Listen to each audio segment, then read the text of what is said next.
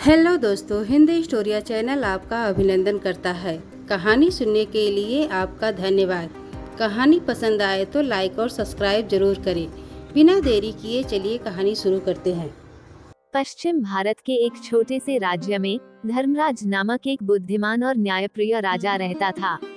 उसकी प्रजा के मन में उसके लिए बहुत श्रद्धा और आदर था।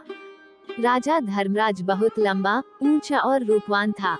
उसके सिर के बाल काले और घने थे, जिन्हें उसका खास कोई भोलू ही काटता था। भोलू ये काम कई वर्षों से कर रहा था और अपने शाही हज्जाम होने का उसे बहुत गर्व था। पर भोलू को एक बात का बहुत ध्यान रखना पड़ता था। जब भी वह राजा के बाल काटने जाता, उसे याद रखना पड़ता कि वह राजा के साथ बिल्कुल अकेला हो। उस समय किसी का भी शाही कमरे में आना सख्त मना था। बात दरअसल ये थी कि भोलू राजा के बारे में एक राज जानता था। राजा के सिर के दोनों तरफ दो छोटे छोटे सींग उग रहे हैं। ये बात सिर्फ राजा और उसका नाई जानते थे। जब भोलू ने पहली बार यह नजारा देखा तो वह भौचक्का रह गया। लेकिन उसने राजा से वादा किया कि इस बात का जिक्र वह कभी किसी से नहीं करेगा। महाराज, आप निश्चिंत रहें, भोलू राजा से बोला। आपका ये राज मेरे पास सुरक्षित है। किसी और को इस बात की कानों कान भी खबर नहीं होने पाएगी। ऐसा सुनकर राजा धर्मराज ने राहत महसूस की।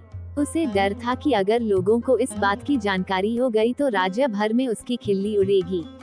हो सकता है लोग उसका आदर करना बंद कर दें या फिर नए राजा की ही मांग करने लगें। इसलिए भोलू के वादे के बावजूद राजा ने उसे सख्त हिदायत देते हुए कहा, भोलू, अगर तुमने अपना मुंह खोला तो जान लो, सजा तो मिलेगी ही, देश निकाला भी मिलेगा। भोलू हज्जाम की डर के मारे घिघी बंध गई। उसने कानों को हाथ लगाया और अपना मुंह बंद रखने की कसम खाई। कई वर्ष बीत गए। भोलू को अपना वादा याद रहा। उसकी स्वामी भक्ति से प्रसन्न राजा यदा कदा उसे अच्छे अच्छे उपहार भी देता रहता। पर समय बीतने के साथ साथ भोलू के सब्र का बांध भी टूटने लगा। उसके पेट में वह राज अब पचता नहीं था और वह चाहता था कि कोई तो ऐसा हो जिसे वह राजा के सींगों वाली बात बता सके। लेकिन राजा की चेतावनी उसे चुप रहने पर मजबूर करती थी। एक दिन भोलू राजा के बाल काटकर महल से लौट रहा था और रास्ते भर उसके सींगों के बारे में सोचता रहा। भोलू का घर एक छोटे से जंगल के उस पार था।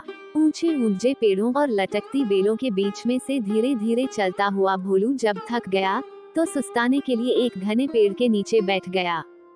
भोलू को रह रहकर सींग याद आ रहे थे। फिर यकायक वह उठकर खड़ा हो गया। वाह, जवाब नहीं मेरे दिमाग का, भोलू बोला और उस पेड़ को देखने लगा जिसके तले वह बैठा था। भाई, इस पेड़ को तो बता सकता हूँ न, राजा के उन अजीब सींगों के बारे में। अब ये रहस्य मेरे पेट में नहीं पचता।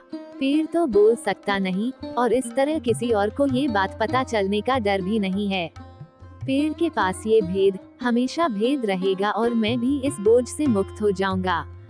भोलू ने ऐसा निश्चय किया और जोर से बोला, हे पेड़, आज मैं तुम्हें एक भेद बताने वाला हूँ। हमारे राजा धर्मराज के सिर पर दो सींग हैं। हाँ, उसके दो सींग हैं। इतना कहकर हज्जाम बेतहाशा हंसने लगा और हंसता ही गया। हा। हो। वह भयंकर भेद आखिर खुल ही गया। भोलू खुश था, उसका भार जो हल्का हो गया था। उसके बाद वह आराम से घर पहुंच गया। अगले दिन एक लकड़हारा उसी जंगल में गया और उसी पेड़ के पास जाकर रुक गया। इस पेड़ की लकड़ी तो बहुत शानदार है, इसका ढोल बड़ा अच्छा बनेगा, वह सोचने लगा। फिर क्या था, कुल्हाड़ी के कुछ प्रहारों से ही पेड़ नीचे आ गिरा। लकड़हारे ने वह लकड़ी एक ढोल बनाने वाले के हाथों बेच दी और उसने एक बहुत सुंदर ढोल तैयार कर दिया। यह मेरे जीवन का सबसे अच्छा ढोल है, ढोल वाला खुश होकर बोला। कल बाजार जाकर इसे अच्छे दाम पर बेच दूंगा। अगले दिन ढोल वाला बाजार गया और एक कोने में खड़ा होकर ढोल बजाने लगा। ढोल से बड़ा सुरीला स्वर हुआ। ढोल वाला उसकी आवाज सुनकर झूम उठा। वह चिल्लाकर बोला, बाबू, ये ढोल खरीदो। कोई है जो इस शानदार जानदार ढोल को खरीदे। धीरे धीरे उसके इर्द गिर्द भीड़ जमा हो गई। लोग खामोश होकर ढोल की मजेदार आवाज सुनने लगे। भाई वाह, क्या कहने हैं इस ढोल के। एक बूढ़े आदमी ने तारीफ की। तारीफ सुनकर ढोल वाला और भी जोर से ढोल पीटने लगा। तभी उस ढोल में से एक अजीब आवाज आई। लोगों के कान खड़े हो गए, उनका दिल धक से रह गया। धम धम धम ढोल बजा। आज मैं तुम्हें एक भेद बताने वाला हूँ। हमारे राजा धर्मराज के सिर पर 2 सींग हैं। हाँ हाँ, उसके 2 सींग हैं। हा हा हा, हो। लोग वहाँ जड़वत खड़े हो गए। उन्हें अपने कानों पर विश्वास नहीं हो रहा था। ढोल वाला फिर ढोल पीटने लगा और फिर वही आवाज निकली। वो बहुत हैरान और शर्मिंदा हुआ। आखिर एक ढोल ये सब कैसे बोलने लगा? देखते ही देखते लोगों का तांता लग गया। और फिर कितना मजाक और कितने ताने। उफ, हमारे राजा के 2 सींग, हमारे राजा के 2 सींग। लोग तो जैसे गाना गाने लगे। जब राजा धर्मराज ने सुना तो दुखी भी हुआ और नाराज भी। गुस्से से उसका चेहरा तमतमा उठा और वो गरजते हुए बोला, उस ढोल वाले को पकड़कर यहाँ ले आओ। राजा के सैनिकों ने शीघ्र ही उसे पकड़ा और राजा के समक्ष प्रस्तुत किया। ढोल वाला डर के मारे कांप रहा था। बदमाश, तेरी इतनी हिम्मत कि तू मेरी खिल्ली उड़ाए, राजा फुंकारा। भयभीत ढोल वाले ने राजा के पैर पकड़ लिए। महाराज, वो गिड़गिड़ाया, मैंने तो एक लकड़हारे से कुछ लकड़ी खरीदी थी और उसी से यह ढोल बनाया है। मैं बिल्कुल नहीं जानता कि यह ढोल ऐसी बेहुदा बात कैसे बोल रहा है। मुझे क्षमा कर दीजिए महाराज। राजा ने लकड़हारे को बुलाया। जो लकड़ी तुमने ढोल वाले को बेची, वो तुम्हें कहाँ से मिली? लकड़हारे को काटो तो खून नहीं, डरते हुए बोला, जंगल में एक पेड़ से मिली महाराज। तुम्हारी लकड़ी से बना ढोल बोलता कैसे है? राजा धर्मराज ने पूछा। मैं तो खुद हैरान हूँ महाराज, दुविधा में फंसा लकड़हारा बोला। मैं कई वर्षों से लकड़ी काटता और बेचता आया हूँ, पर ऐसा अचंभा पहले न कभी देखा न सुना। अब राजा परेशान, लकड़ी कैसे बोलने लगी? राजा और उसके दरबारी निरुत्तर थे। पर राजा धर्मराज ने भी ठान लिया कि इस घर के भेदी का पता लगाकर ही छोड़ेगा। वह सोचने लगा, उसके अलावा सिर्फ एक ही व्यक्ति यह भेद जानता था और वह था भोलू नाई। पर भोलू तो इतना निष्ठावान है कि इतने सालों बाद भी उसने अपने मुंह को ताला लगाए रखा है। नहीं, भोलू ऐसा नहीं कर सकता। फिर भी उसने एक बार भोलू को बुला भेजा। भोलू को जल्दी से हमारे सामने पेश करो, वह अपने सैनिकों से बोला।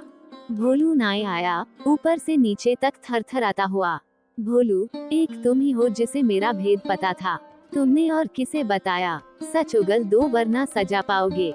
महाराज, डर से भोलू हकलाने लगा। आप तो जानते ही हैं, मैंने कितने वर्षों से अपना मुंह बंद रखा, पर मेरे लिए यह बात छुपानी मुश्किल हो रही थी। मैं चाहता था कि कोई तो हो जिसे मैं ये राज बता सकूं। बोलते बोलते भोलू रुक गया और सिर झुककर खड़ा रहा। बोलते रहो। फिर क्या हुआ? राजा धर्मराज रुखाई से बोला। भोलू धीरे धीरे फिर बोलने लगा। एक दिन जब मैं जंगल के रास्ते से घर लौट रहा था, मैं आराम करने एक पेड़ के नीचे बैठ गया।